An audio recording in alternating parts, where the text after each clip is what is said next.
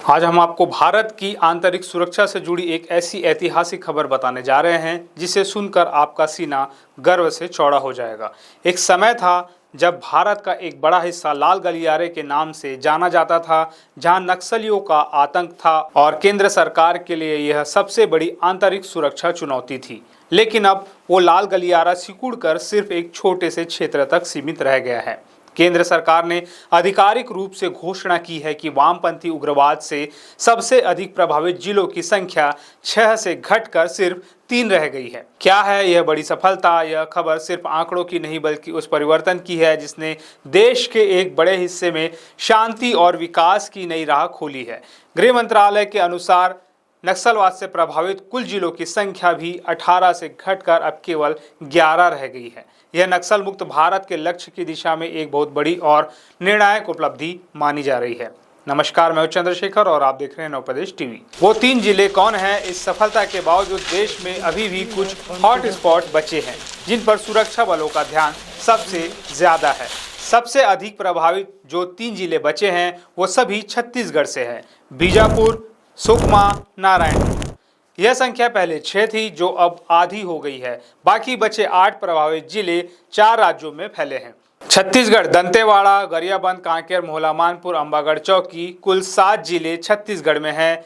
झारखंड, पश्चिम सिंहभूम, मध्य प्रदेश, बालाघाट, महाराष्ट्र, गढ़चिरौली, ओडिशा, कंधमाल। इस सफलता के महत्व को समझने के लिए हमें थोड़ा इतिहास में जाना होगा। साल 2010 में तत्कालीन प्रधानमंत्री डॉक्टर मनमोहन सिंह ने वामपंथी उग्रवाद को भारत की सबसे बड़ी आंतरिक सुरक्षा चुनौती बताया था। उस समय नक्सलवादी हिंसा कई राज्यों के 126 जिलों में फैली हुई थी। उनका सपना नेपाल के पशुपति से लेकर आंध्र प्रदेश के तिरुपति तक एक रेड कॉरिडोर बनाने का था। 2013 में 126 जिले प्रभावित, मार्च 2025 तक यह संख्या घटकर 18 जिलों तक सिमट गई थी, जिनमें से 6 सबसे अधिक प्रभावित थे।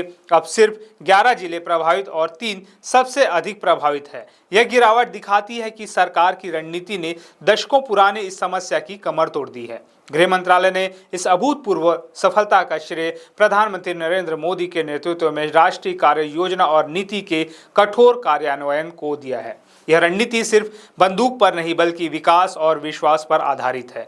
खुफिया जानकारी पर आधारित, लक्षित और लोगों के अनुकूल जवाबी आतंकवादी अभियान चलाए गए। सुरक्षा बलों ने उन क्षेत्रों में त्वरित प्रभुत्व स्थापित किया जहां पहले सुरक्षा का शून्य था। नक्सलियों के शीर्ष नेताओं और ओवरग्राउंड वर्कर्स को निशाना बनाया गया, जिससे उनकी संगठनात्मक शक्ति टूट गई। जिन क्षेत्रों में माओवादी अपनी पैठ बनाते थे वहां सड़कों का जाल बिछाया गया, टेलीकॉम कनेक्टिविटी पहुंचाई गई और कौशल विकास केंद्र खोले गए। ये विकास कार्य ही माओवादियों की विचारधारा का सबसे बड़ा जवाब है। नक्सलियों के वित्त पोषण के स्रोतों को पूरी तरह से बंद कर दिया गया। जब संगठन के पास पैसा नहीं होगा तो वह हथियार नहीं खरीद पाएगा और हिंसा नहीं फैला पाएगा। इस वर्ष सुरक्षा बलों को ऑपरेशनल मोर्चे पर रिकॉर्ड तोड़ सफलता मिली है। 312 माओवादी कैडर मारे गए। इनमें सीपीआई माओवादी के महासचिव और 8 अन्य वरिष्ठ नेता, पोलित ब्यूरो और केंद्रीय समिति सदस्य शामिल थे। 836 कैडरों को गिरफ्तार किया गया। 1639 ने आत्मसमर्पण किया। हिंसा का रास्ता छोड़कर मुख्यधारा में लौटने वालों में एक पोलित ब्यूरो सदस्य और एक केंद्रीय समिति सदस्य भी शामिल है।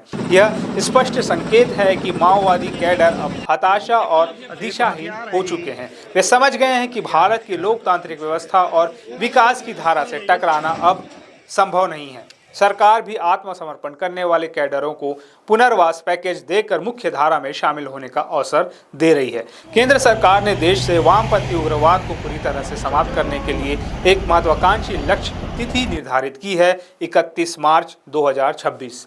यह सिर्फ एक तारीख नहीं बल्कि उन लाखों लोगों के लिए एक उम्मीद है जो दशकों से इस हिंसा से पीड़ित रहे हैं। नक्सलवाद का सिकुड़ना दिखाता है कि जहां सुरक्षा, विकास और विश्वास का मिश्रण होता है वहां कोई भी चुनौती खड़ी नहीं रह सकती। भारत ने अपनी आंतरिक सुरक्षा की सबसे बड़ी चुनौती को लगभग जीत लिया है। अब चुनौती उन आखिरी 3 सबसे अधिक प्रभावित जिलों में शांति और विकास की स्थापना करने की है। यह खबर देश के लिए कितनी महत्वपूर्ण है, इसे और लोगों तक पहुंचाएं। अगर आपको लगता है कि भारत सही दिशा में आगे बढ़ रहा है तो इस वीडियो को लाइक करें, शेयर करें और हाँ, सब्सक्राइब करना ना भूलें, ताकि आप ऐसी ही महत्वपूर्ण खबरों से हमेशा जुड़े रहें।